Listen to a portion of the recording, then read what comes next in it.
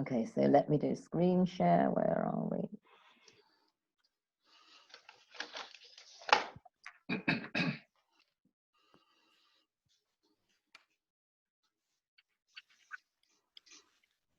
Okay, Victor. Thank you. The Pellin Credo, ground rules for the Peter Fleming Forum. The ground rules in the Pellin Credo are designed to support a safe, nourishing environment. 1, we ask that you come to the meeting with a clear head, free of the influence of drink and drugs. 2, in any Pellin setting, you keep control of the pace and depth of your sharing. You may pass or say no to any suggestion. Your no will be accepted and not judged or analyzed. No means no. 3, even though the meetings are recorded, we ask that people respect the confidentiality of those present and do not share anything they've heard outside the meeting. 4, in Pellin work, we have a strict no gossip rule. No gossip means we do not talk about anyone who is not present, even in a pleasant way. Okay, and just a reminder of Zoom etiquette, try and remember to mute and unmute yourself. And if I notice a sound disturbance, I will mute you. If you leave the room or need to carry your device around, please turn the video off. That's it. Over to you, Peter. Okay, well, we're going to talk about purpose and feelings of accomplishment today. We want to do But where we are. Yeah, but before we do that, we'll report in where we are and who we are. I'm Peter, and I'm in Norfolk, England. You want to go next, Mary? Sure. I'm Mary, and I'm in Rosarito Beach, Mexico. Nikki? Hi, I'm Nikki. I'm in Wimbledon, London. Johnny? Hello, I'm Johnny Avila, and I'm located in Los Angeles, California. Okay, Elizabeth? I'm Elizabeth Rosenberg, and I'm in Eugene, Oregon. Okay. Stacy? I'm Stacy Hamas, and I'm in Las Vegas, Nevada. Vic? I'm Vic Flagg. I'm in Abbotsford, British Columbia, an hour out of Vancouver. Thank you. Okay. Victoria? I'm Victoria Rosenberg, and I'm in Paris, France. Basically, I'm Vic Rosenberg, so combining both of you. Stacy? I think you were into somebody else. I went already. Right. Is who hasn't gone? Okay, Cynthia. Sorry. Also, Nikki hasn't gone, I don't think. Cynthia, I am in Kankakee, Illinois, which is about 40 minutes south of Chicago. And I think it's actually Johnny that hasn't gone. If it's still around. Johnny? Everyone has gone. You did go. Oh, we all misremembered. Yeah, I think we've all gone now. Am I right? I think so. Yeah. Okay. What I'm going to talk about today is the material on purpose and feelings of accomplishment. Oops. Hold on. It is, I think, the part of the work that is sort of far-reaching. It's the part of the work where we're coming from a very positive place, and also,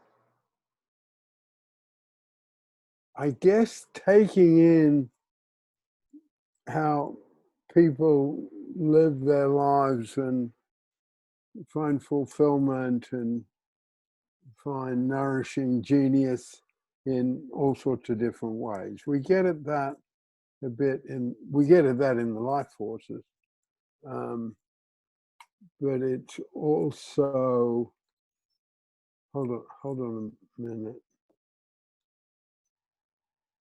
I think, oh, okay. Yeah, it also, I guess I'd say the work around feelings of accomplishment and purpose is very expansive.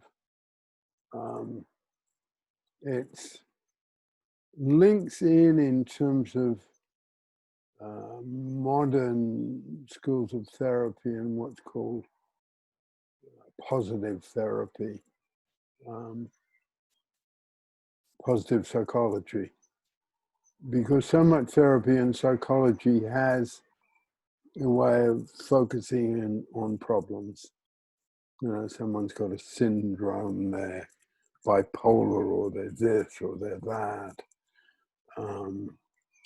It's one of the places that it's probably, it's one of the places where I'd be a critic of Alcoholics Anonymous, of which I'm mainly enormously supportive. But, you know, you've got a drinking problem, so you go to AA. In fact, some of my interest in AA came very much from, I can remember very distinctly Broadway in Vancouver. It's a sort of main street. And that's where our office was. It was a small organization which is still around, and my reading of it, because I Googled it, John Howard Society, British Columbia, it's quite flourishing. Anyway, it was through that organization that I met both Fritz Perls and David Pellin. That organization, which is flourishing in the city of Vancouver, my guess it has no idea that it is the founding organization of what is the Pellin Institute and everything that's happened since 1960 or 1970, and they may not have their records going back that far. It's something I'd like to talk to you, Vic, about looking into. Anyway, I was crossing the road with my boss, Merv, who's in the film that's on the website. And he said to me, you know, I think I've said this story, anecdote before, but Peter, if we were drunks or junkies, we'd have somewhere to go. We go to AA or we go to NA, but we don't have anywhere to go. And that really struck with me. And I think it was after that I met David Pellin, because he introduced me, my boss, Merv Davis, introduced me to both David Pellin and Fritz Perls. And I was sort of young and bushy-tailed, and I wasn't impressed with these two guys, okay? First up, not at all. And very, very quickly, David won me over with his thought, and Fritz Perls, the founder of Gestalt therapy, won me over with his clinical skills. But first I was, anyway. So I thought, well, that can't be right. If there's there's something in AA, if it is so successful, and at that time, I didn't know it was as successful as I now know it to be. I was not knowledgeable about it. But I realized that what people got out of AA and all the programs, Al-Anon, NA, Narcotics Anonymous, GA, Gamblers Anonymous, and a lot of other offshoots, but particularly AA itself, people got a sense of purpose. They got a sense of purpose by going there. And it was about that time that I first heard about, and I started my study of AA. But about the same time that I met Dave, and what Dave said about drunks and junkies, you can't ask someone to give up something unless you've got something to give back. And I realized that that's what AA did. They gave something back, and one of the things they gave back was purpose. Purpose in AA itself. So, Dave, our view on purpose, me trying to make this presentation a bit tighter. We talk about 7 levels of purpose. All of this material today is pretty much straight David Pellin. Peter, you muddled up with listening. You said 7. You mean 3 levels of purpose. Sorry, yeah, 3 levels of purpose. Yeah, I put numbers on things. 3 levels of purpose, 7 levels of listening. The 7 levels of listening are mine, not Dave. The 3 levels of purpose are his. And one, and I've changed the name slightly, one we call superficial purpose, which are things that we enjoy doing, and at the time we're doing them, we can feel an involvement in them. They might be superficial, they might be going to parties or going shopping in the mall, putting on family meals might be a superficial purpose for someone. Going to a demonstration for someone might be a superficial purpose. It's something they're involved in, but it doesn't have a longevity for that person. So we talk about feelings of accomplishment, and in superficial purpose, even though feelings of accomplishment there can be really strong, they don't link up over time.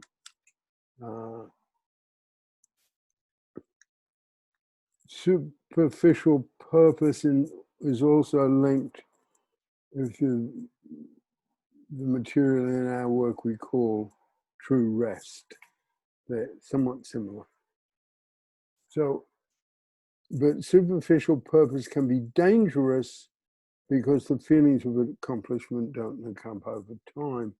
And it's the linking up of feelings of accomplishment over time that give us strength. So the second level of purpose we call underlying purpose. And underlying purpose are things that give us our life a sense of purpose, and the feelings of accomplishment do link up. Like someone cooking the meal for the family, that might well be underlying purpose, not superficial purpose. There's a whole tradition in the family of, well, there's a whole tradition in my family of me making pancakes.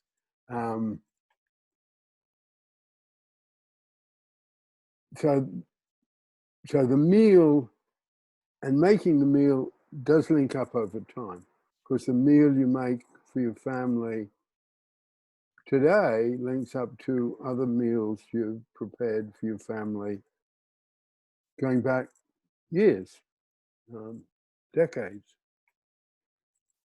So the classic underlying purposes are family, marriage, raising kids, a career, a course of study. They can all be underlying purpose, but there's a quality in underlying purpose that it can come to an end through sources outside of our control. People retire from work or they're made redundant. Marriage can end in divorce. Even in a family, kids grow up and leave home. So while the feelings of accomplishment in underlying purpose link up over time, those feelings of accomplishment can also decrease over time. You know, if you try to get the same feelings of accomplishment from the kids in their 20s that you got from them when they were 5, 6, and 7, it's not going to work. You know, why are you calling me today, Dad? You called me yesterday. But when they're 5, 6, and 7, you certainly see them every day. You are talking to them every day. And it's the same with careers. You know, someone has this very satisfying career, maybe even a distinguished career, and they're given the party and the gold watch and said, you know, we're going to miss you so much, you know, drop in any time. But what that means is sort of like once a year. So if the person comes back into work within a week, did you forget something? You know, the feelings of accomplishment are not in the workplace anymore. They're just gone. We can get just with a family, you can certainly get some feelings of accomplishment with the grown-up kids. But if you try to claim more than is naturally there, you know, all of a sudden they're deciding to get married, have a family, and move to New Zealand.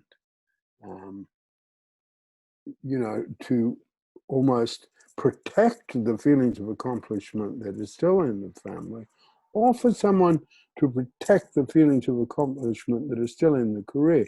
You've got to be really careful how you do it, because what is a trickle of feeling of accomplishment coming out of a tap can just turn off so that aren't there anymore. And when we don't get feelings of accomplishment, as we looked at earlier here, we get into trouble one way or another. We get sick, we get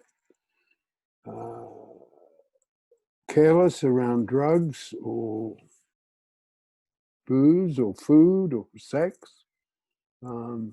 because when we're not getting feelings of accomplishment that are tied to a purpose in terms of our work, the forces of attraction to hurt can just swoop in.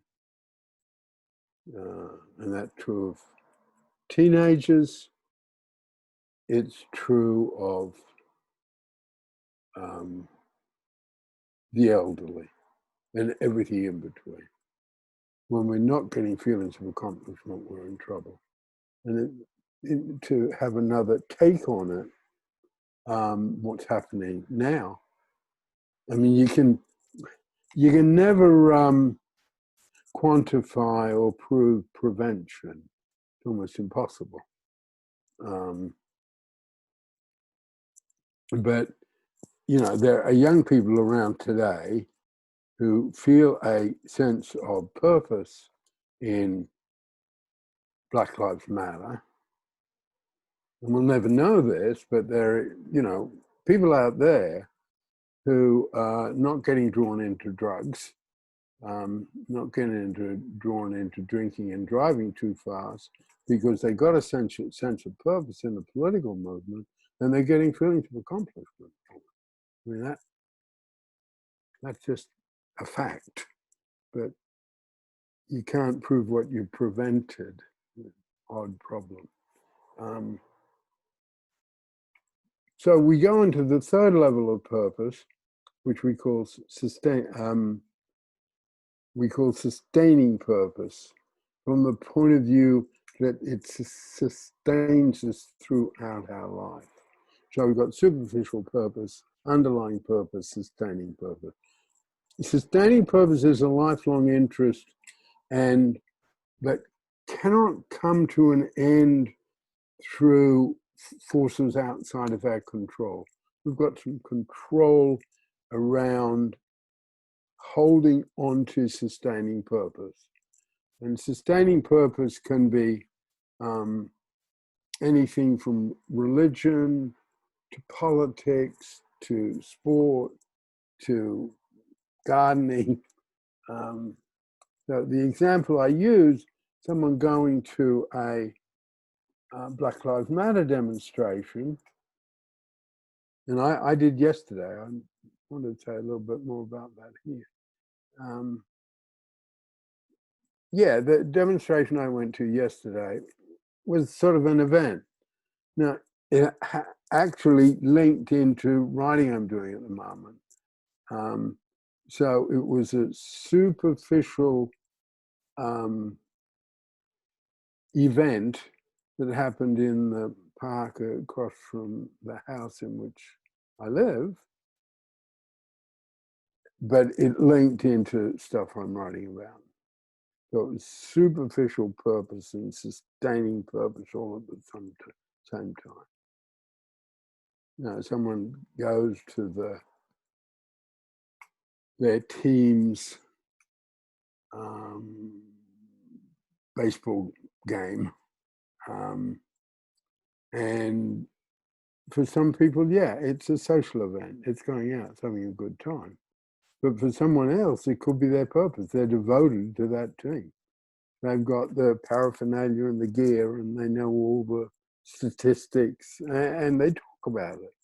So when we're talking about sustaining purpose, it's not necessarily, you know, someone who's not necessarily Mother Teresa in India or Albert Schweitzer in the jungles of Africa. There might be someone who's devoting their life to the development of a new rose or restoring a garden that had become shambles and derelict in a big house they happened to buy. And it's a mess, and someone restoring that garden could be a lifelong purpose. So the way we look at it, purpose is a search that we need to engage in. We need to find the one that works for us. And there are a couple of ways you can see that I feel that validate belief in sustaining purpose. One of them is, it's arguable, and there's a paper in the contribution training manual that privileged classes have always known about the power of sustaining purpose. You know, the great universities of the world, in a sense, are bazaars of purpose for the children of the privileged. And there's almost a sense of one of the ways to keep people oppressed is to keep them away from a sense of sustaining purpose. Like, and it was there, wasn't it? It was a crime. I think at one point it was a capital crime to teach a slave to read and write. You know, because that would, this is our way of one way of looking at that issue, and I'm not saying it's the only way to look at that issue, but one way of looking at that issue if people learn to read and write, they got more access to sustaining purpose. And there's a certain sort of myth, well, you know, keep your daughters from getting pregnant and your boys out of jail and everything will be fine. You know, and let's go to the bar and have a laugh. In England, let's go to the pub and have a laugh. And there's academics who, not so much these days, but would quite romanticize, you know, the life of people who just go to the pub and have a good time. You know, romanticizing the life of people who were poor, but happened to create great music, so we'll listen to jazz. Yeah, I saw a rather killing headline. I think it was in the Times. Black people go on marches and white liberals join book clubs. Bit hard shot. So you can't look at, like, keep migrant workers away from getting a good education. Then, you know, you can cut off the fact that some of them might organise and ask for better bathrooms, but maybe better water, pretty basic. So you can see how one of the ways I feel you can see the power of sustaining purpose is a privilege. Always have ways to go after it. The other power of sustaining purpose, when someone gets into it, they think it is so great for them that they want to sort of say, well, the whole world would be better if, you know, they joined our religious movement or took up gardening or went to Black Lives Matter marches. We sort of, because the sustaining purpose can work for us, we want to universalize it and say it'll work for everyone. And we're coming along and saying, it's not like that. What it's like is we all need to find our own. Once sustaining purpose was looked after in very traditional societies by the loyalty to the location, you know, we belong to this village or this country, or the religion that was accepted by everyone. And it was almost as if sustaining purpose came, or the extended family. And one of, you know, I sort of point out in a preventative way that the family cannot necessarily provide a sustaining purpose, because certainly in the Western world, modern families are dispersed all over the place. I mean, if any of us look, you know, where our mothers, fathers, brothers, sisters, aunts, uncles, and cousins, and there's, you know, a rather large geographic spread. So family can't necessarily provide the sustaining purpose that an extended family in a traditional society that wasn't so migratory could. The purpose could just be in the family. The purpose could be in the village. But we don't have that anymore. Can I just come in quickly Yeah. with something short? It's interesting that you should say that. I've never heard you say that before. And it fits in with the writers that I've studied called traditional philosophy or perennial philosophy. They talk about a unanimous society, which means, you know, everyone is holding the same spiritual, political, and familial, if you like, purpose, everyone in the whole tribe or whatever it was. Yeah, it's some of that's similar. But if, as it is happening, this moment in history, yeah, I guess I just want to tell this story in terms of purpose and how powerful it can be. I live in a place called King's Lynn, which is quite a conservative part of rural England. It's a city now really reduced to a struggling town, as I mentioned, I think earlier when I talked about Vancouver. It was once a major port in England. It's now hardly a port at all. Yeah, King's Lynn is a bit rural, poor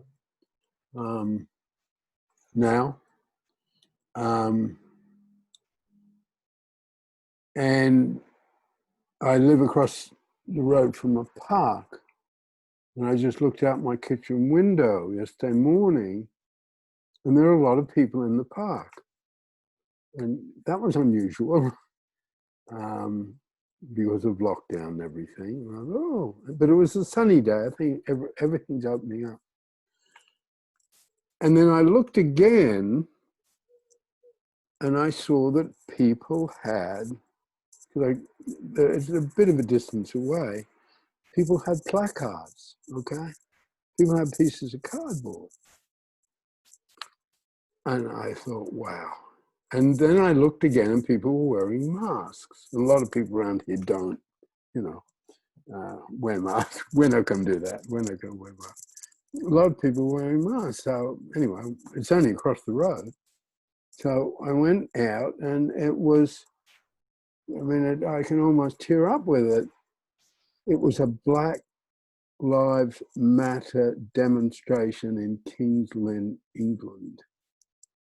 It was extraordinary, okay, that movement, that purpose had spread here. And I don't know, it would have been 75, 100 people, not all, but mostly young people. There are hardly any people of color in King's Lynn. So there's just a scattering of Black people. But yet you would feel the purpose in the group. It's quite amazing. We've got my neighbor of mine took a little video of it, and he sent it to me, and I sent it to Mary. So Mary's going to put it up somewhere, some of it. But that was a purpose that spread. It's not very long, all the way here. And there are parts of England that, and particularly London, that are lefty, trendy, all of that. But where I live is not one of them. And these young people were very determined that this event would happen, and it did. Yeah. Elizabeth. Hi. This isn't directly related to the Black Lives Matter movement, but it is about purpose as you've been discussing it. As you've been talking, I've been thinking about how purpose relates to one of my major interests, which is games. Which is? Games. Yeah. GAMES? Yeah. Okay. Where the superficial purpose is both the element that can make video games, for example, terribly addictive, because you only feel those feelings of accomplishment while you're playing. But it can also be sort of a temporary life-saving measure for people who can't access feelings of accomplishment in another way due to perhaps extreme illness. You know, they play video games and they feel like they're alive. And, you know, then they find a community in the video gaming community, or they find another purpose and they were able to make it through because of that.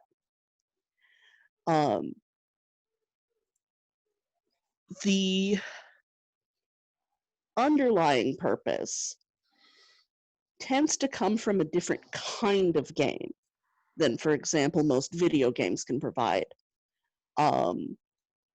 unless you become very much involved in the community there, and you know, the community can break up or things can happen to it. But role-playing games that you play in person, where each player is helping to to create a story together, they tend to create an underlying purpose because there's something being built that links up to, you know, every story you've helped tell with your friends in the past. And then I'm thinking, well, can you get sustaining purpose from games? And I'm thinking of a person I know who doesn't exactly get sustaining purpose from games, but uses games as a tool in pursuing his sustaining purpose. He is a helper to people with disabilities, and most of his clients have autism.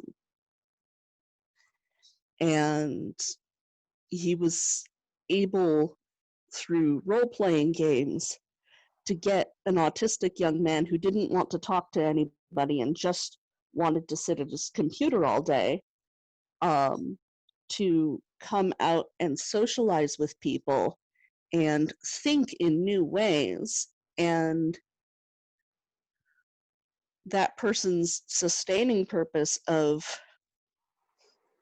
creating better lives for people with disabilities was served by that. And that really what makes games so interesting is purpose. That's all. Say a bit more about that last bit, because this is a world I don't know at all. What would you like Just me to because of know? my age. So saying a little bit more about that last thing you said, how there is purpose in that for them. In what, for whom? Sorry, I'm because I've been so immersed in this world, I'm not sure. I think Peter's talking about the third one you related to, Oh, where the yes. young man was helping disabilities and brought the autistic person into a more social world. Well, it was basically Dungeons and Dragons that he. Now that I know a little bit about. Yes. Because my son was into it. Yes.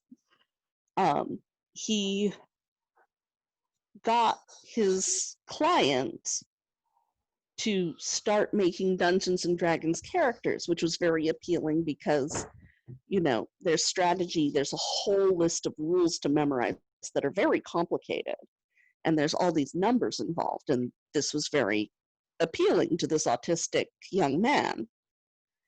And then he got this young man playing games with other people, Sorry, somebody walked in the room. That's okay. And so his client had to think strategically, cooperate with others, communicate his intentions, and he found himself very useful because he had such a strong working knowledge of the system that he would remember things that the rest of us, because I was in this game as a player, would have to spend considerable time looking up. So he helped make the game more fun and the story more interesting.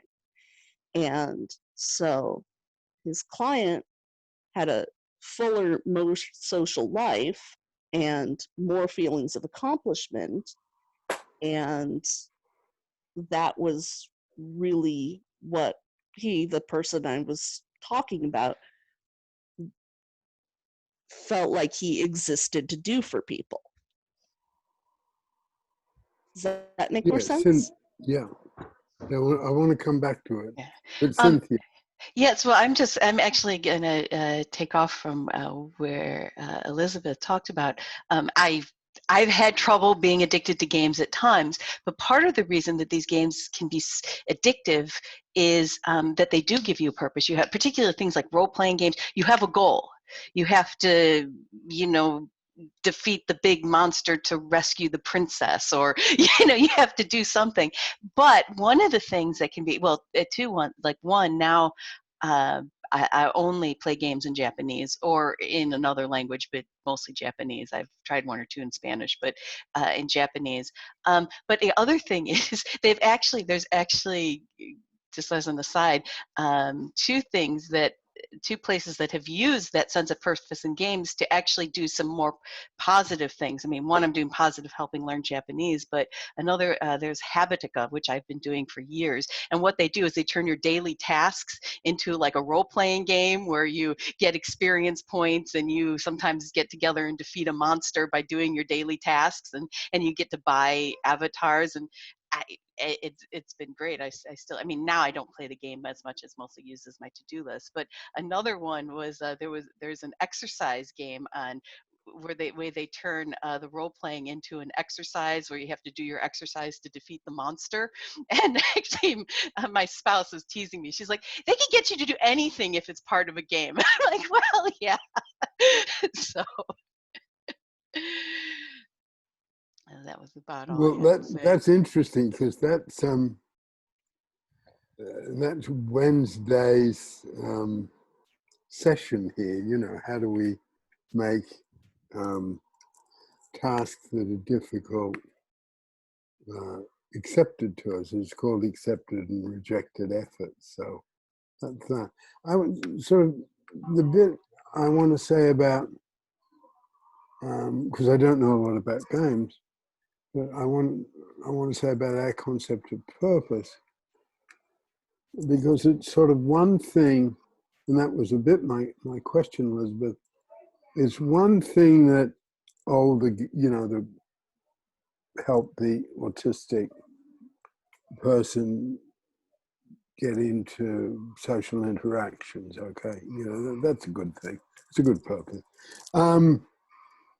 But looking at it in another way, in terms of where the world is and where the world's going, what are the nourishing purposes just inside the game itself?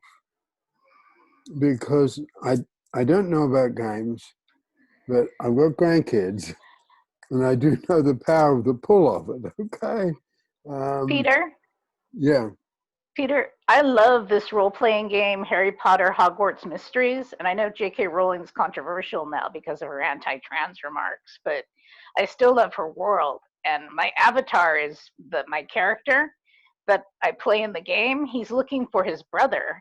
His brother's gone missing because he was looking for cursed vaults, which had treasure. And so I'm desperately searching for my brother. And that totally focuses me during the game because I think of my relationship with my brother, we're kind of distant. And it's kind of a way of bringing me closer to getting my character's brother so he can have a relationship with him again, because he hasn't seen him in years. He was expelled from school and he ran away from home. and it's very addicting.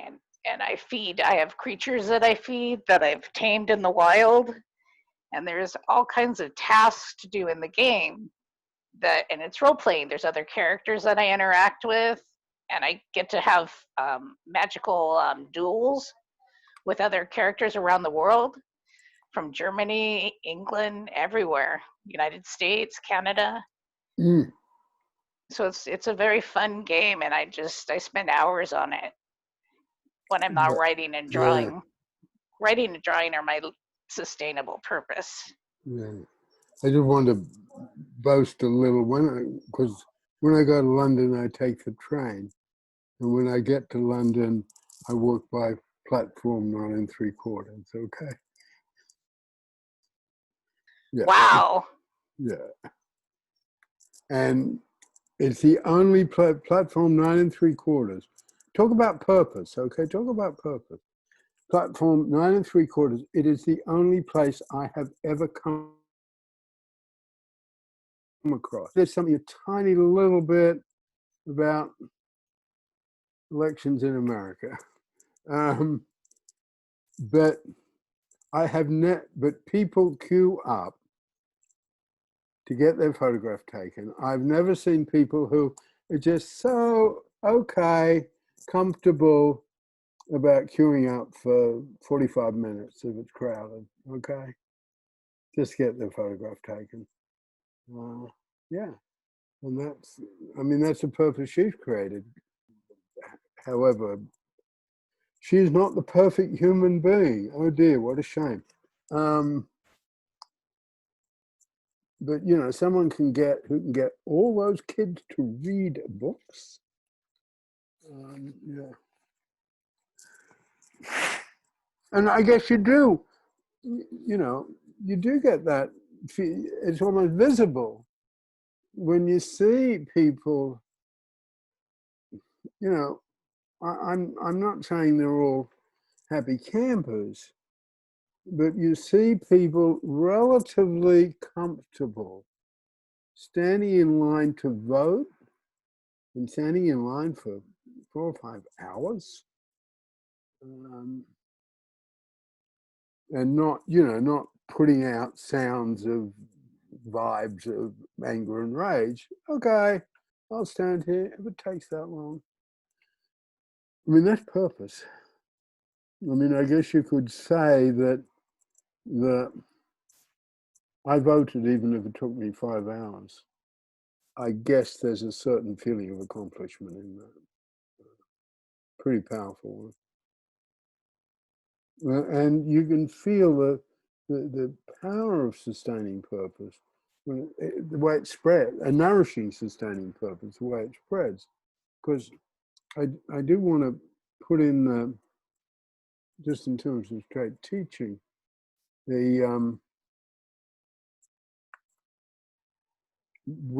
talk, one of our assumptions is we only have a tiny little bit of the whole truth. That's one of the things we say. But the other thing we say is around any positive, there's a coat of negative. Around any negative, there's a coat of positive. The coat of negative around the positive of sustaining purpose, you've only got to look at it, and it's on the History Channel, and pretty routine black and white footage of Germany in the 30s, and these people having huge sustaining purpose. Huge sustaining purpose. I think that fact influenced David Pellin when he came up with, we have to evaluate in terms of purpose and hurt, both those together. Another part of the work, we call that valuation strata.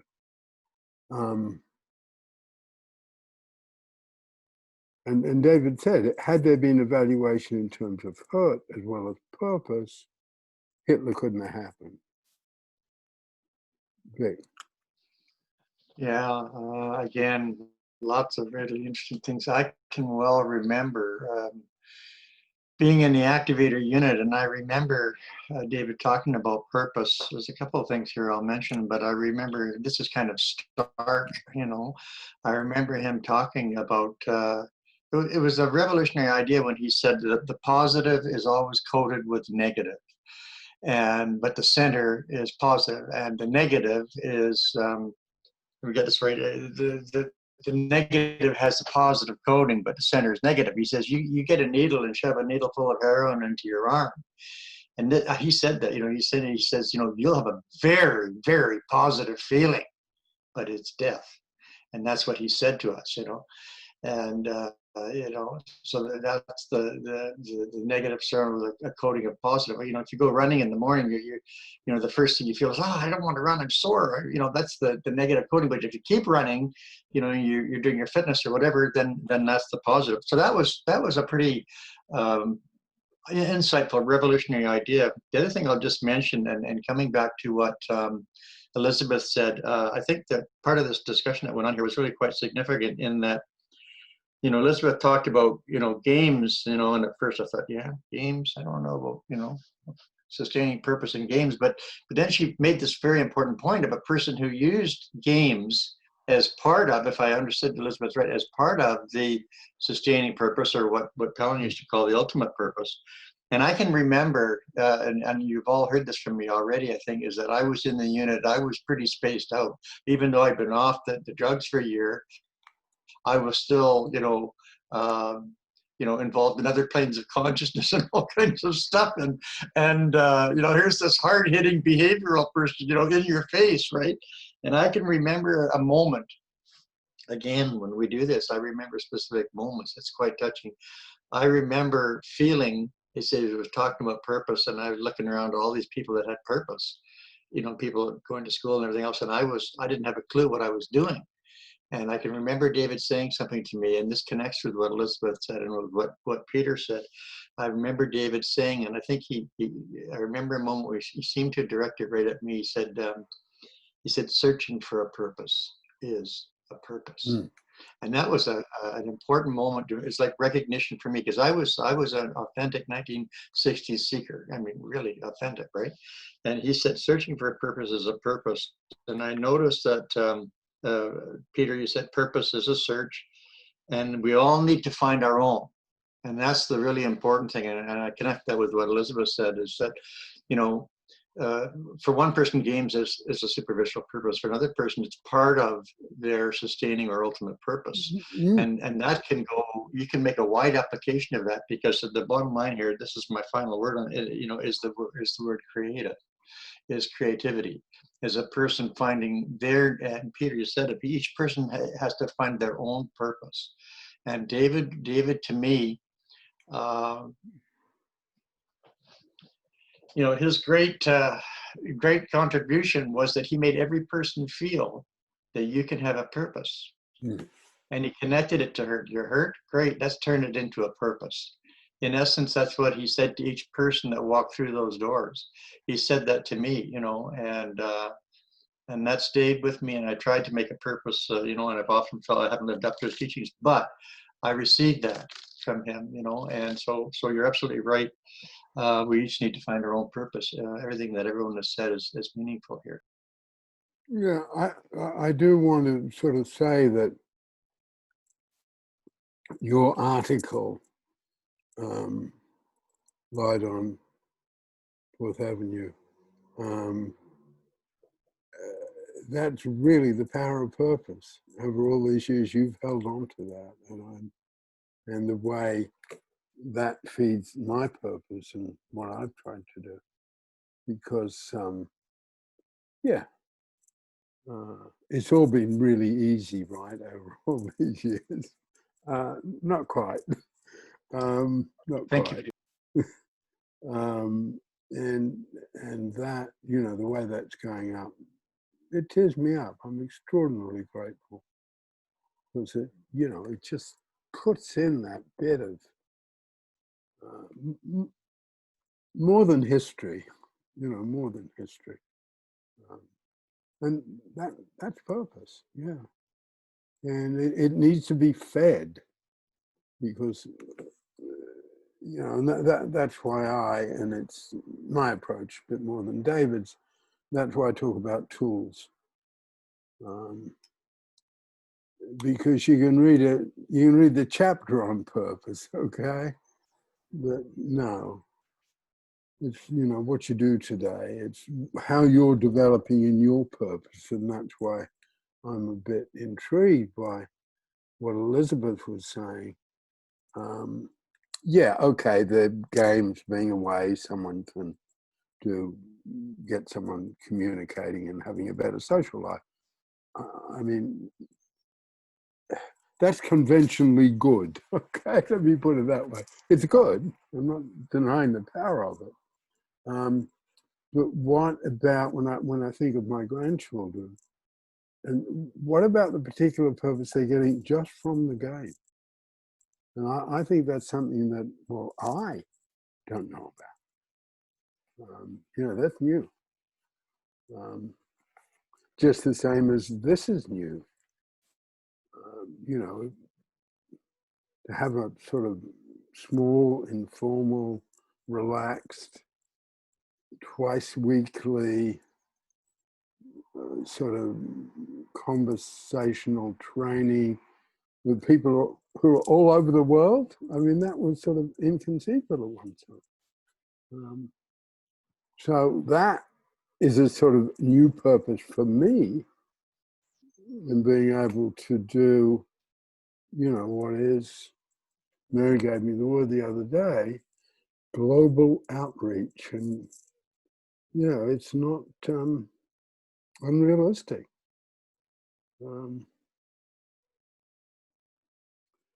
Victoria, do you want to say anything about this? Yes. So I must say that what Elizabeth was talking about just showed me also how different even the idea of the purpose could be. Because I'm not, well, at the same group age as Peter, but I'm also, everything that is games, like computer games, is a totally different planet. It's not that I'm saying it's like something I've never entered to. And one of my children went through this stage, and I tried to look at it as something as neutral. As he got addicted to it, but like neutral, thinking he will grow out of it, and there's definitely something good in it. But for me, I could never, like, in my mind, that's why it's so interesting to be in exchange and share. I could never thought of that can be related to purpose as such, and how could it be? So thank you for this, like, insight. As for myself, I liked what Peter once said about the purposes in the training hundreds of years ago, is that underlying purpose is something, it's like friendship. So you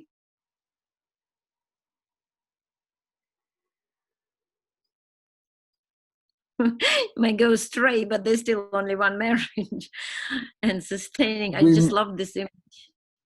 Your connection's not that great, Victoria. I think we're missing some of it. Oh, is it okay now? Is it okay now? Yep, Yeah. No, you just, you were talking about underlying purpose as friendships, like you can have quite a few, and sustaining purpose as a marriage, when you can have just one or something solid to concentrate. I remember, this is how I remember it. And what I want to say is that for me, family became a sustaining purpose at some point. And it's very interesting because I always thought I'm not well equipped to, well, to be a family person. This is number one thing. And I always had this idea about, wow, family as a sustaining purpose. Is it not like something too small or not creative enough? And then I think once you feel something is your sustaining purpose, it's up to us what we do out of it, how we the creativity, the way we treat it, what we take from it and what we give to it. And that's what I wanted to share. Like, if you don't think it's it's too small. How could it possibly be sustaining purpose? And then it is. And I feel, yeah, there's always something to, if you know it's your sustaining purpose, there's always something to learn from it and to contribute. And even though, you know, one day it might be not there in the same form, well, probably no sustaining purpose stays the same over time. It all changes. Yeah, that's what I had to say. Thanks.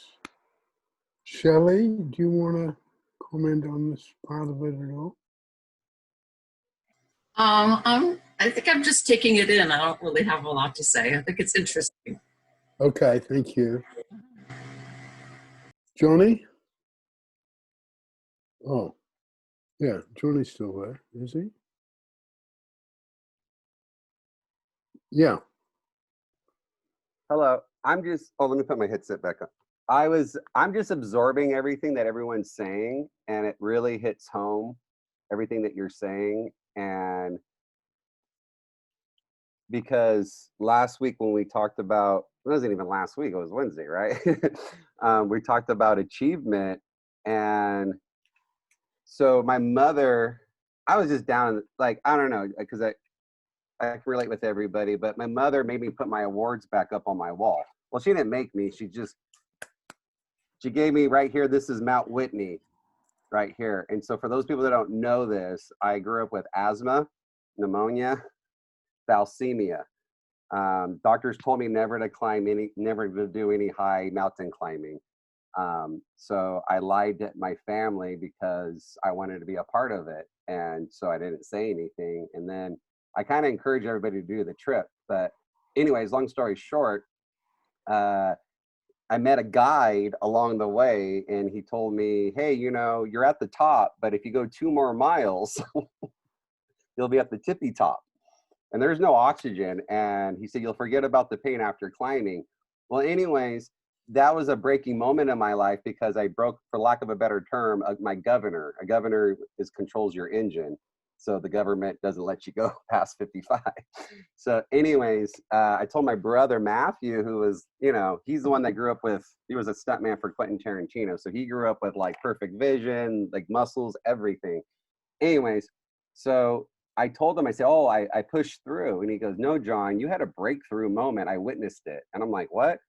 And this whole time I'm thinking I'm weak my whole life. And he's like, dude, you have no idea. And anyways, so I got very, what's the word? Like, I don't believe in having like past accomplishments, like be that, because trying to find balance with my ego. So I took everything down. And I think what it was is I was around people that were jealous or just just toxic, you know, or not unknowing that. So I took that all down. And then one day my mother gave me that for Christmas about a couple of years, like 2 years ago.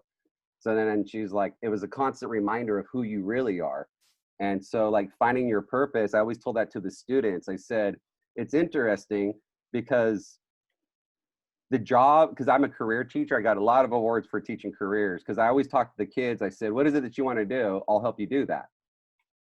You know, and I said, now check this out. The thing that destroyed you or killed you or whatever caused you the most pain is probably going to be the thing you're going to do. And they said, why is that? I said, I'm a special ed kid. That's what my solo show's about. I'm a special ed kid. I wasn't even supposed to graduate 8th grade, but apparently that's to their standards. You know, as Albert Einstein said, if you want to measure a fish on how well it can climb a tree, it's going to feel stupid its whole life. And so, like I was telling the kids, I go, I never heard that before. I love that. yeah. And so that's what got me, you know, because working on when you're out, for the people out there who didn't grow up in a box, like my milk, that's what happened. Like I name called myself my whole life because I got told my whole show is based off of negative, because I love the positive psychology. And that's what I did. Because I really switched my brain when I reinvented myself. And it was like, well, if I can lie to myself how shitty I am, can I lie to myself how good I am? So And what it was it went back to the psychotherapy of me opening up my milk carton up backwards in school the first day, trying to fit in. And I called myself stupid ever since then, subconsciously, in trying to prove the world that I am smart. So I have a master's degree, try to prove I'm allergic to hay, try to prove to the world that I'm not weak. So what did I do? I almost killed myself climbing a mountain, but I did it, And so I'm talking to the students and I was telling them, had I not been a special ed kid, had I not been allergic to hay, had I not grown up next to Cesar Chavez, had I not, I have eczema, I'm so allergic to, I have asthma, pneumonia, like everything that tells you not to, like the government in 1986, they wanted to control the price of milk. So they bought all our cows and killed them and fed the United States military, which is fine, but we couldn't be dairy farmers anymore. And so I was allergic to hay, so I always wore a mask growing up, and I raised bulls. I said, the government says I can't raise bulls. So anyways, long story short, I ended up getting a job in Carpinteria 10 miles south of Santa Barbara because I'm the only one that knows how to raise calves. And I was like, wait a second, I grew up doing this. And now give me a chemistry test, forget it. Give me a psychology, forget it. But what happened was, this is going to sound really gross, so just hang in there. Censor alert. It's going to be very graphic. So the kids were, I worked 12 months out of the year, but only got paid for 10. So the other teacher, Mrs. Roderick, this is what my solo show's on. So what happened, how I got in with the kids was, these were wannabe gangster kids, but they didn't know I grew up between, I have blue eyes and white skin. They have no idea that I'm from like Bakersfield and Fresno, okay? So anyways, a pig dies because it has a stress gene. So I pull out my pocket knife and I rip into its chest and I pull out the heart because I'm going to teach biology. And I don't believe in wasting animals. I don't believe in wasting anything. That's the Native American spirit in me. And after that, they seen me and they just went, Mr. Avila, nobody will ever mess with you at this school ever again. I was like, what do you mean? They're like, what you did? That was crazy. I was like, no, I just didn't want the animal to go to waste. We don't have a budget. I mean, why buy biology parts from a lab that's going to kill an animal just so you can dissect it? That's just a waste, And when it goes back to my Hispanic friends, Louis and Ricardo, who were next door neighbors who worked for my family, and they butchered their own animals. Anyway, so these life experiences that I struggled through, and the way we climb Mount Whitney, you can climb it in 13 miles, but you got to be like physically like Superman for that shit. So we climbed Mount Whitney in 70 miles. That's how I climbed it. I took a lot of little steps, but just relating with everybody about life purpose. So I want to say thank you to the group, because I didn't see in my solo show, my character goes back to the school system, but I said, I'll never go back to that school system. You know what I mean? And I applied back to Ventura Community College, not to teach high school, but just to teach, because these other teachers reached out to me and they said, hey, Mr. Avila. And that's, in writing my solo show, I thought it was about fighting the man and budgets and all this stuff. And it really came down to me being a special ed kid, hiding it from the world. And that was my connection to the kids. And what happened was, my show breaks off. His name was Brandon. It's like my 2 weeks into this profession, but I kind of want to still go to Hollywood. Anyways, he calls me and his dad commits suicide in the hot tub, his stepdad. But he calls me. And that's when I was, and Mary knows this, but we have a writing group, and we talk about our stories and they give you feedback. And in the feedback, they told me, they're like, Johnny, you found your purpose in that moment. I said, yeah, I did. And that's the reason why I came to Hollywood. That's the reason that pushes me to tell this story of how gentrification of students and property right. Basically, the school system came down to, they wanted higher test scores so landowners could have higher property, and I was like trying to wrap my head around it. And I said, so really it has nothing to do with education. It really has to do with somebody, because I was like, why does a land developer on a school board? Like, it doesn't make sense to me. Shouldn't it, like, a professor be on the school board, since it's education? So I blew the whistle.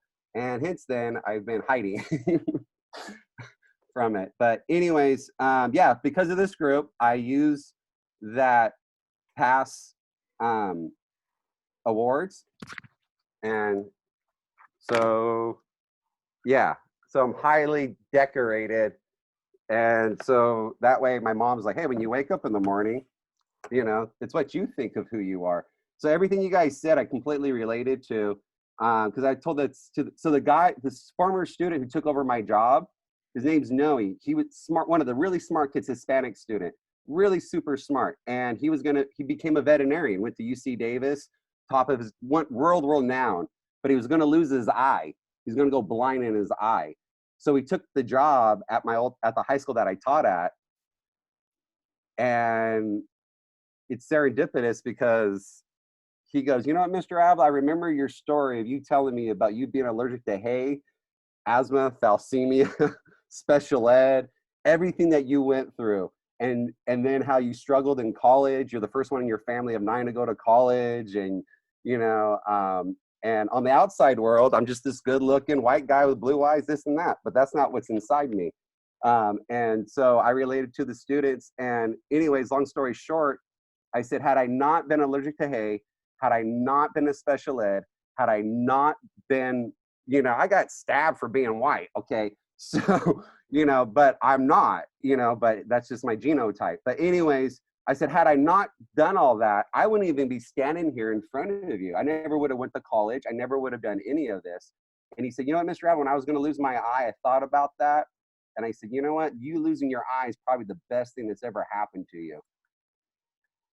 And he understood that. Now the outsider would have flipped out, but that was me talking my heart to his heart, and he knew exactly what I meant by that. And since then I've healed, and I told him, I said, dude, look, they can come up with things to fix your eye in the future. You never know. But he found his purpose, because I told this to the kids. I go, I never had a my school accused me of going through a midlife crisis. I said, no, I'm not going through a midlife crisis. I'm going through a betrayal crisis. I've been betrayed. I said, but because I didn't dedicate my life to a company, I dedicated my life to students. And that was that purpose. And when I got away from my purpose, boy, did I do a lot of drinking, a lot of stuff to numb the pain. And by writing my solo show, I've got back to my purpose. And so that's why I asked myself, is it superficial doing the acting? But what it was I didn't know I was an artist, and I just thought I was a farmer. And they said, no, Mr. Avila, you've been fighting the system.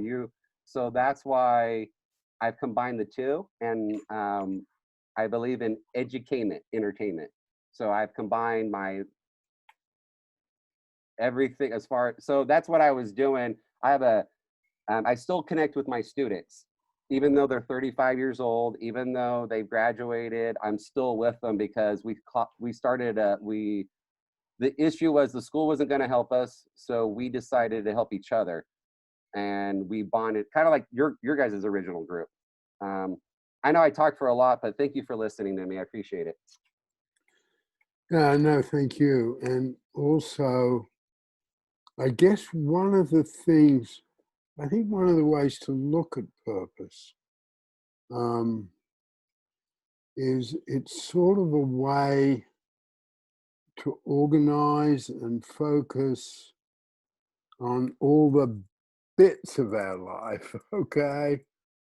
Yeah, because they say I'm a ball of, so what happened was, if you knew me 10 years ago, 15 years ago, I was just this big old ball of energy going in every direction. Yeah. And then when I went to Second City, someone goes, you need to go to Second City. I go, what's that? And so they sent me to Hollywood, and then they went, so I learned to harness it. Yeah. But I was kind of like a Robin Williams, and I had and then as I'm getting older, and that's why I wanted tools. So when I met Mary, I was like, God, just give me tools. I'll build it.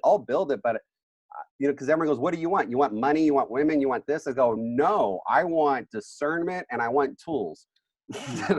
Those other things will get me in trouble. I think one of the things that purpose can do, because, you know, I've lived in 5 different countries and had 3 different nationalities, and I've had 4 marriages and I got 4 kids and 11 grandkids, but so life for some of us can be sort of chaotic, okay?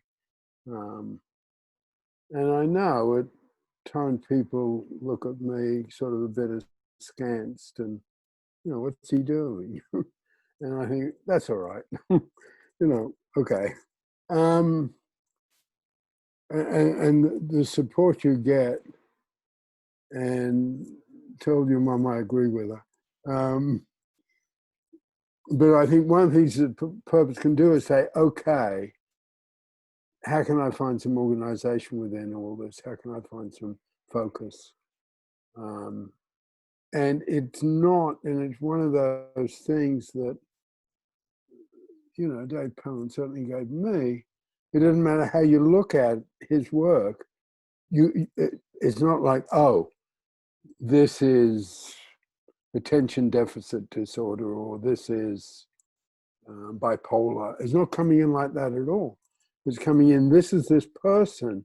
Okay, the good side is all this stuff. I mean, how can we come in and organize all this stuff? Exactly. That's and it's the focus and I think for you and I, the tools can be organizing. You can be misdiagnosed and then have that in your head and go, because that's like I was kept telling Johnny, I don't think Peter was done. Oh, my bad. Thank you. Yeah.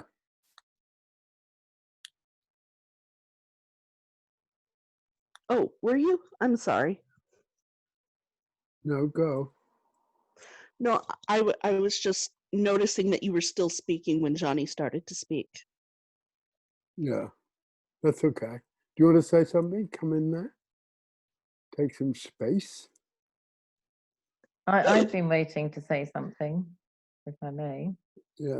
Elizabeth was just encouraging Johnny to let you finish what you were saying. She wasn't trying to speak herself. That's all right. Can I say something? Sure. So I was thinking about a couple of things about purpose. One was I had a 20-year gap from Peter. And in that 20-year gap, I thought I had a lot of purpose. I already knew the tools, remember, but I hadn't learned the bit about feelings of accomplishment feeding into purpose and being linked with purpose. I had like lofty ideas about what my purpose was, but I didn't have a way of connecting in everyday life with feelings of accomplishment. So I stayed in my still having very extreme mood swings. So if I'd never left Pellin, it was right I did pursue a spiritual path for a while. But just supposing I'd never left Pellin, I probably would have got a bit saner quicker because of knowing I needed to link purpose to feelings of accomplishment. But the main thing I wanted to say was about my husband. Most of you may know, but he was a big film director, 27 years older than me, and he'd made 38 films in 40 years. And he was only famous for one of them, and he wasn't famous for his masterpiece. And nobody knew about it, and he would, anyway. So when I met him, he was bitter. And he could say, millions of people have enjoyed my films, but he didn't have any satisfaction from that. And in my naivety, I tried to help him turn his underlying purpose that had come to a very abrupt end in 88 when he couldn't get any more work. I found out at his memorial, he refused the purpose of going into television because he didn't want to go back to television from being a feature film director. So he turned down the possibility of work. And I set up, with his reluctant permission, I set up him talking to students about his life. I was full of ideas for purposes he could have. And he could, students would really love to hear his stories about how he directed, or he could write a book. But he was very private. He didn't want to do any of the stuff that could have transmuted his underlying purpose into a sustaining purpose. And I didn't know this till this session, but what happened, I knew what had happened, but I hadn't seen it in the light of purpose. And what happened was I just quietly started buying, at that point, VHS tapes of his films. And we'd watch them. And he would never remember anything. And he'd say, not bad. And that happened for, about 21 or so of his films were on cassette and then DVD. And then somebody, I wrote to somebody who, and anyway, I got his, I set in motion his masterpiece film being re-released in 2011. And he got, bit like Vic and his paper, he got online rave reviews for the film he considered his masterpiece. And so by the time he died, he was satisfied with his career. He'd found a connection to his earlier career, having ended so abruptly, by recognizing his own films and the worth of his own films.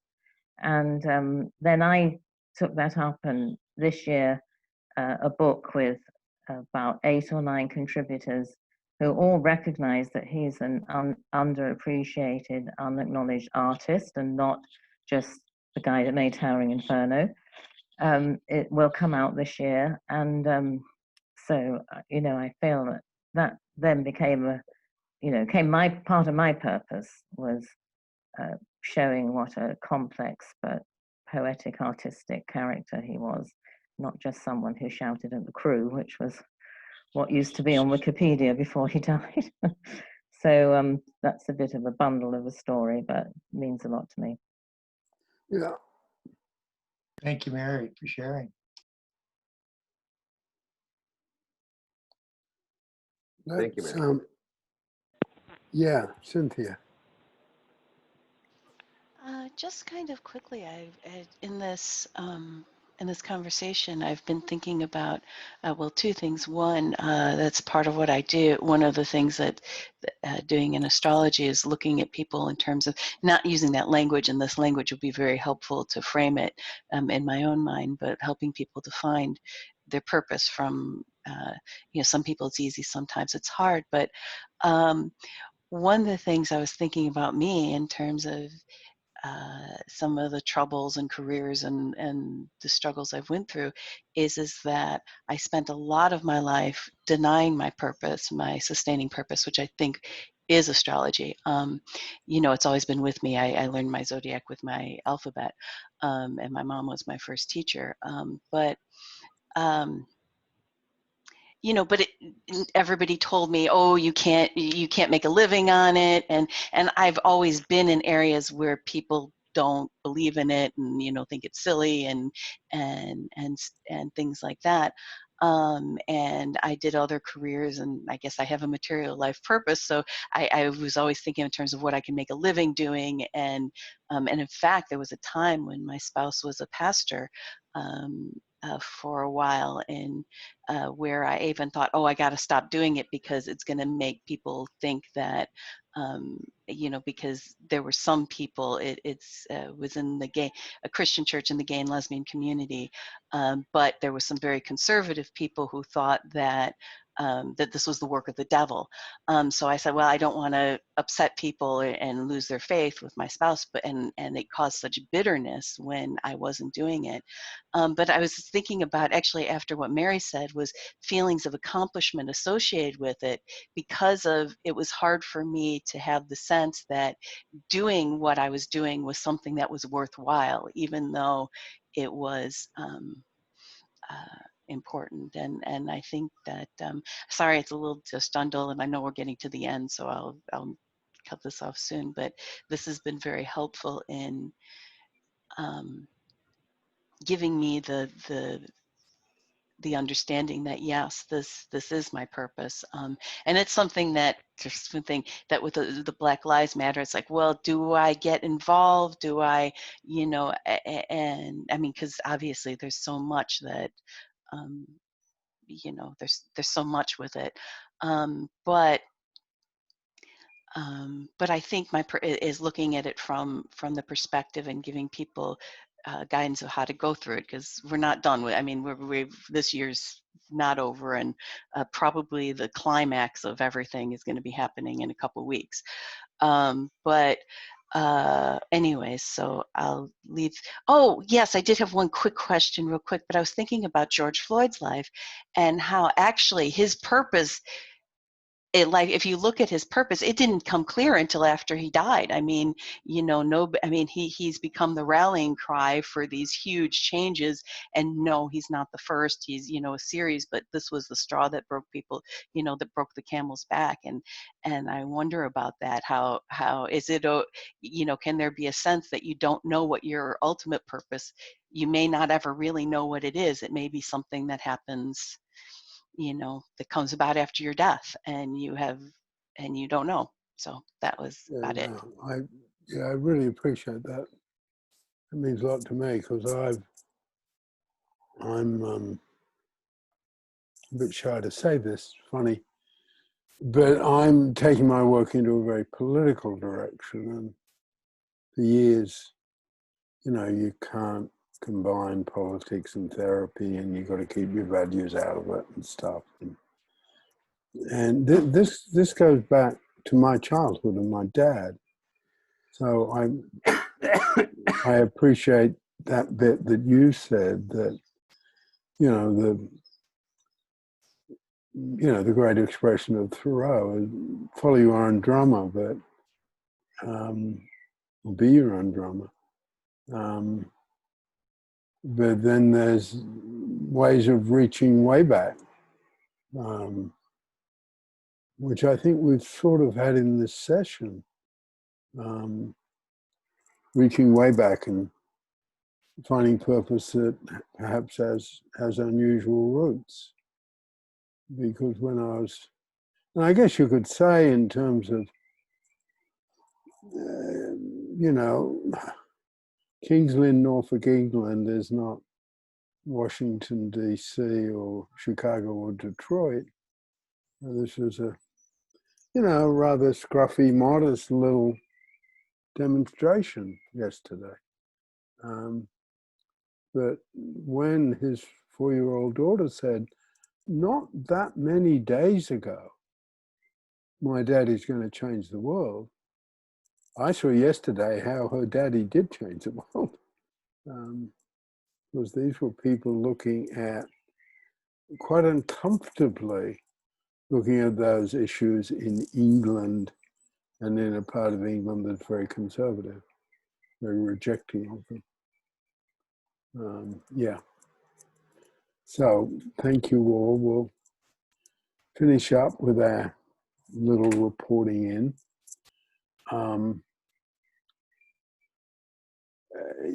I've really enjoyed today. I've got a lot of thinking to do for me.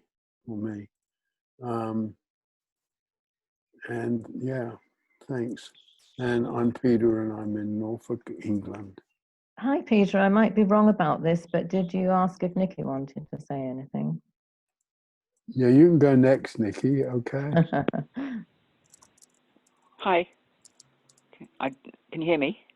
Yeah. Yeah, I just unmuted myself. Thanks, Mary, because I unmuted myself earlier, but somebody else got in before, so I just had a little. Anyway, I could say it. I'll take saying the last thing and just add my thought in there. So I'm Nikki. I'm in Wimbledon, London.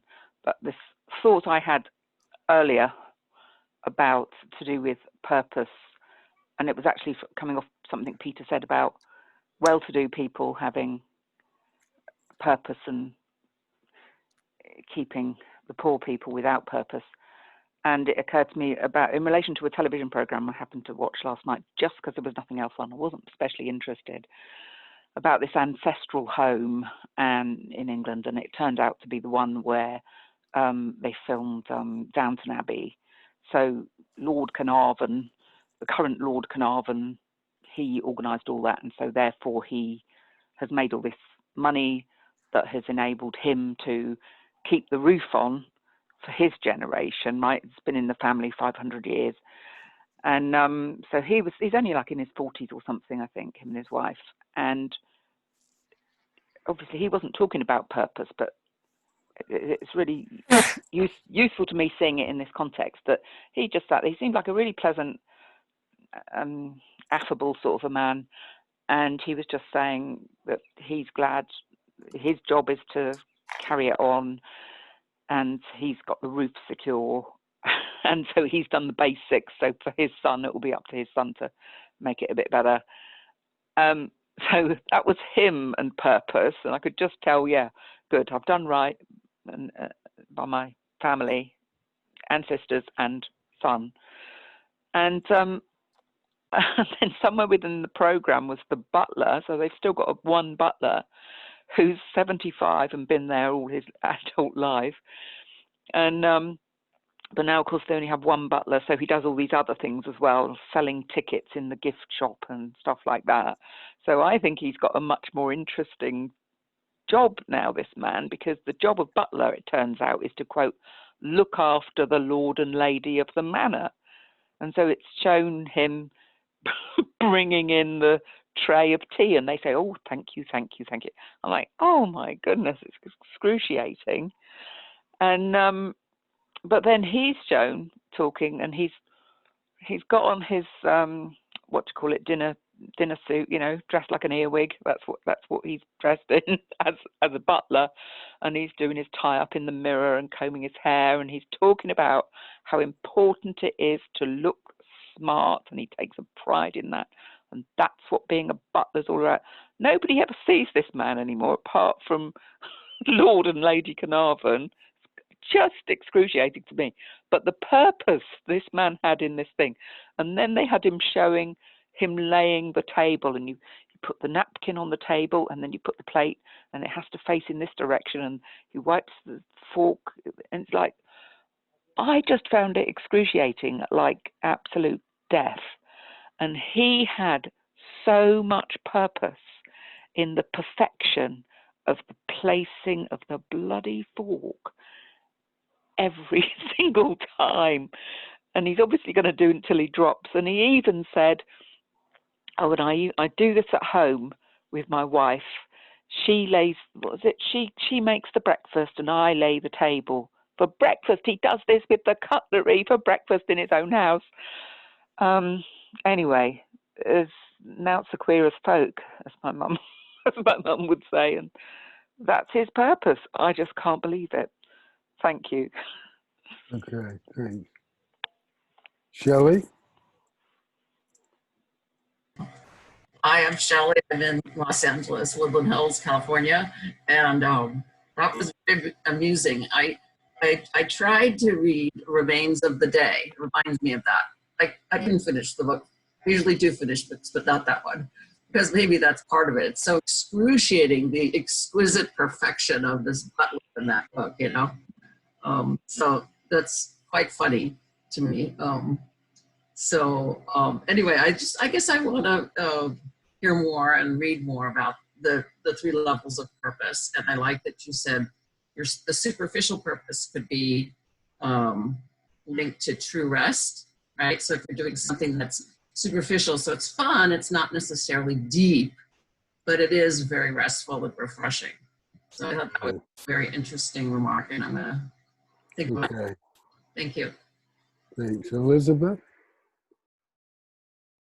Hi, I'm Elizabeth from Eugene, Oregon, and I first want to say that I really did resonate with what Johnny was saying about the sort of the deepest purpose coming from the place you've experienced the most heart, and also that this session has given me a lot to think about the accessibility of purpose, and how the accessibility of purpose for people with disabilities has always been something that's gotten me extremely passionate. That's all. Thank you. Yeah, that's a big one. Thanks. Victoria?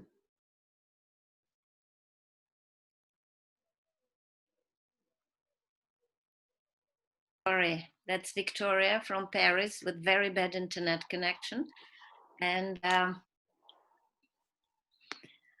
I just wanted to say that this is the purpose material, is these tools that explain to me why some people grow old without actually being old. And some people, like Peter, they're like phoenixes, you know, just burn to ashes, and then here is he again. And yeah, so why some people grow old and some people stay young? It's due to this, you know, understanding these tools of having a sustaining purpose that is there and just holding on to it, holding on tight. Yeah, thank you for that. I just want to repeat, because I want people to know the history. But this was David's first bit.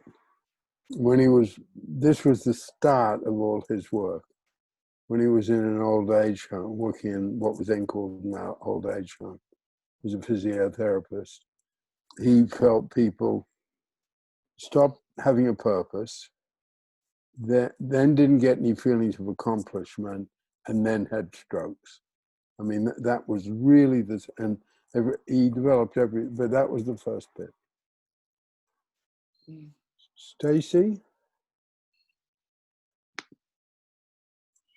Hi, I'm Stacy, and I really enjoyed this session today and hearing everybody's stories, and it was really nice.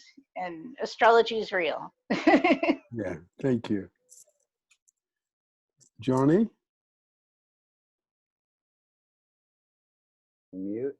Oh, I just look at it as when I'm just really blown away how I had these thoughts in my head a couple of months ago, and then now they're being answered.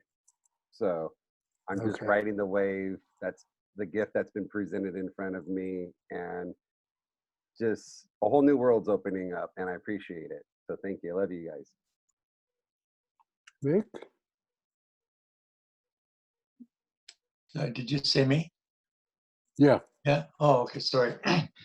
Again, very briefly, because I know we're over time, but in connection with what John and Elizabeth said and everybody else commented, I'm intrigued. And I guess I said it too. I guess we all said it.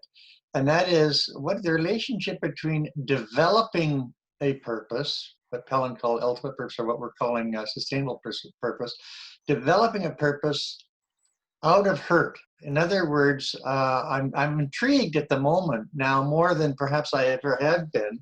And there's some very personal things here too with me, but what is the relationship, I wonder, between hurt and developing the purpose? Because I'm inclined to believe one of the things that David Pellin did is that he made hurt talkable. Most of the time, people, it's our persona. I'm not hurt, but everybody is. Part of being, and what David did, I think, is part of your humanity is you're hurt. You have some hurt. And what you're going to do about that hurt is going to make all the difference, right? If you're going to go out and shove a needle full of heroin into your arm, get rid of your hurt, it's a big, big, big difference, and it's death, right? And so what I've heard here, and I'm intrigued by this, and thank everybody for their contribution, is that maybe there's a deeper relationship and a more intimate relationship between the hurt a person has, the shape of that hurt, and finding out what your ultimate or sustainable purpose really is. And I'm intrigued by that, and I thank everyone for their contribution. I'm Vic Flag, and I'm in Abbotsford, British Columbia, and look forward to coming again. Thank you. Cynthia? Cynthia Kankakee, and thank you. This has been very helpful and given a lot to think about. But in terms of what was said in terms of developing purpose from hurt, one of the things that when you do astrology, and this comes there, is that usually people's greatest faults are usually also just an inversion of their greatest virtues, and also the same way around, your strongest parts can also be your most dangerous parts. So that whole that whole thing of negative code of negativity around positivity and vice versa is really interesting. Okay, thanks, Mary. I'm Mary, and I'm in Rosarito Beach, Mexico. And I was thinking about how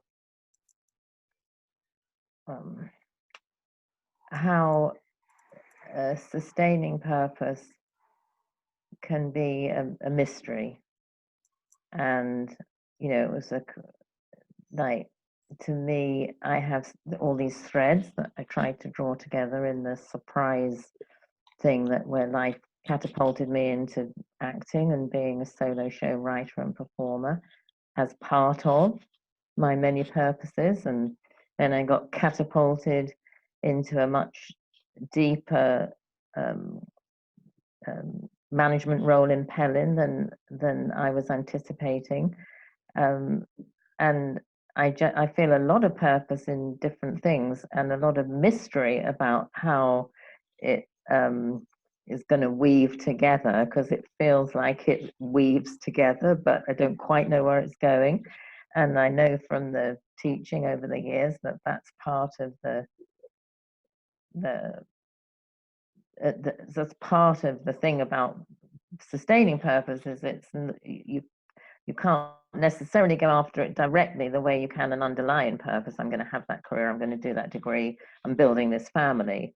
So I kind of try, for spiritual and Pellin reasons, to sit loosely in the fact I don't quite know where it's all heading.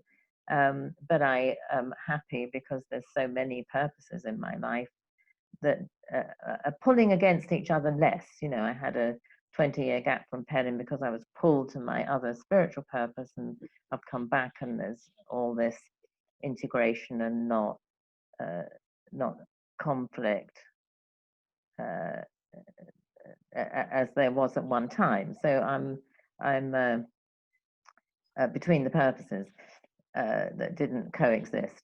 So now it's like a really interesting phase. Sorry, I didn't think I was going to say anything much. Sorry. A really interesting phase in my life, you know, because that sustaining purpose somehow includes this, how strongly I feel about bringing a book out about my.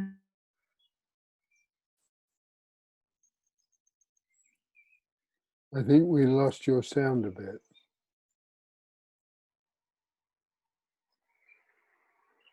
Okay.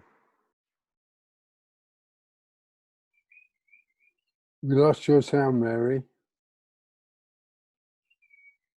Anyway, we'll end there. And I'll see you on Wednesday. And there will be a connection between, you know, the relationship between hurt and purpose and the mystery of purpose. We'll pick that up on Wednesday as well as the other stuff, because Wednesday is very, very practical. Wednesday is how we get the things done we don't want to get done. Okay. Thank you all. Bye, everyone. Thank you. Bye, everybody. Bye, everybody. Bye. Bye, thank you.